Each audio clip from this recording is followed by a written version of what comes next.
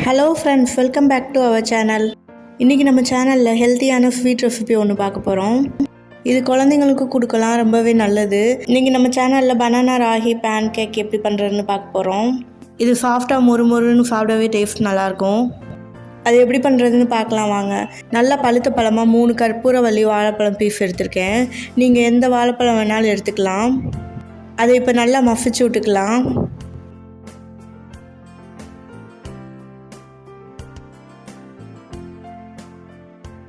இப்போ பாருங்கள், இது நல்லா மசிச்சாச்சு. இது கூடவே முட்டை ஒன்று சேர்த்துக்கலாம்.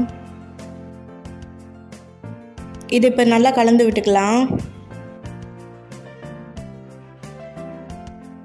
அது கூடவே ஒரு பிஞ்சு சால்ட்டு சேர்த்துக்கலாம். இதையும் இப்போ நல்லா கலந்து விட்டுக்கலாம். இதில் 60 கிராம் ரவை சேர்த்துக்கலாம். அது கூடவே 50 கிராம் ராகி மாவு சேர்த்துக்கலாம்.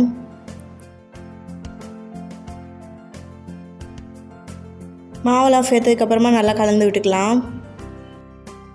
இதில் இப்போ 30 கிராம் நாட்டு சக்கரை சேர்த்துக்கலாம். நான் சேர்த்துருக்கிற நாட்டு சக்கரை அளவு கரெக்டாக இருக்கும். வாழைப்பழமே நல்லா இனிப்பாக இருக்கும். அதனால இந்த அளவு நாட்டு சக்கரையே போதுமானதாக இருக்கும். இது எல்லாத்தையும் இப்போ நல்லா கலந்து விட்டுக்கலாம்.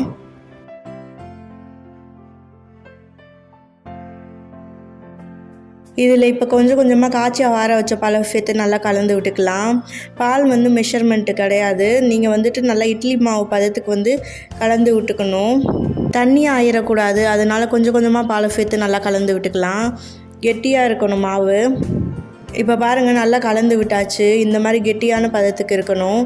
இது இப்போ ஒரு 15 மினிட்ஸ்லேருந்து 30 மினிட்ஸ் வரையும் ஊறட்டும். அதுக்கப்புறமா பார்க்கலாம். 30 மினிட்ஸ் ஆயிடுச்சு. இப்போ தோசை தவா ஹீட் பண்ணி அதில் பட்டர் 1 ஸ்பூன் சேர்த்துக்கலாம். சேர்த்து எல்லா பக்கமும் நல்லா ஸ்ப்ரெட் பண்ணி விட்டுக்கலாம். ஒரு சின்ன குழிக்கரண்டியாக எடுத்துக்கலாம். அதில் ஊற வச்ச மாவு எடுத்து ஒவ்வொரு குழிக்கரண்டியாக சேர்த்துக்கலாம். மெலிஃபா ஊற்றாமல் கொஞ்சம் கனமாகவே ஊற்றிக்கலாம். ரொம்ப ஸ்ப்ரெட் பண்ணி விட தேவையில்லை. அப்போ தான் நல்லாயிருக்கும், சாஃப்டாக நல்லாயிருக்கும். இல்லைன்னா ரொம்ப மொறுன்னு வந்துடும். ஸ்டவ்வை ஹை ஃப்ளேமில் வைக்கக்கூடாது, மீடியம் ஃப்ளேமில் வைக்கணும். அப்போ தான் உள்ளுக்குள்ளேயும் வேகும். இல்லைன்னா வெளியில் மட்டும் நல்லா மொறுன்னு கருப்பாக ஆயிரும். 2 மினிட்ஸ் ஆயிடுச்சு. இன்னொரு பக்கம் திருப்பி விட்டுக்கலாம். எல்லாத்தையும் ஸ்லோவாக திருப்பி விட்டு வேக வச்சு எடுத்துக்கலாம்.